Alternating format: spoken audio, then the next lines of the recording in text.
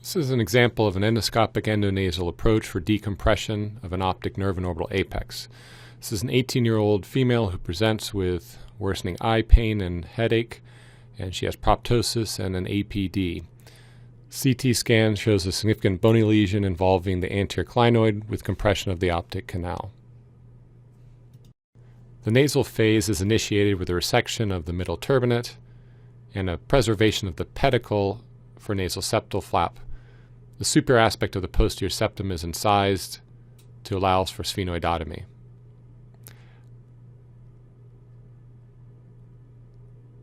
In addition, a maxillary antrostomy is performed, and a completion of the posterior ethmoidectomy completes the exposure.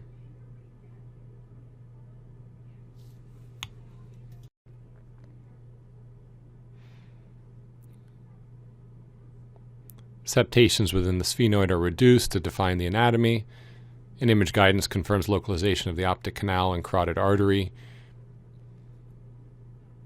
Next, a high-speed drill is used to first thin the bone over the orbital apex, and then carefully dissect it free. This helps define the optic nerve deep to the thickened bone. The bone is then sequentially carefully thinned, using copious irrigation on the drill continuously to avoid heating of the optic nerve. The bone is essentially blue-lined and then carefully peeled free from the nerve.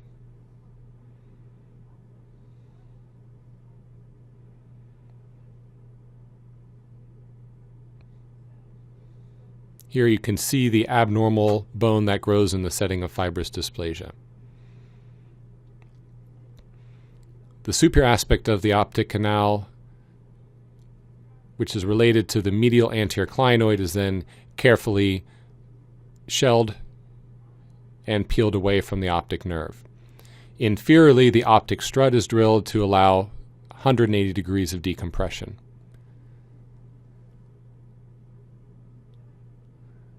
Again, superiorly, the nerve is decompressed all the way to the sphenoid limbus and extended into the medial aspect of the anterior clinoid using ultrasonic aspirator, the sonopet.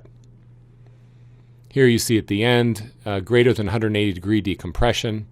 A free mucosal graft from the middle turbinate on the ipsilateral side is placed over the area in the advent of any thinning of the dura, and this is merely covered with Surgicel and fibrin glue.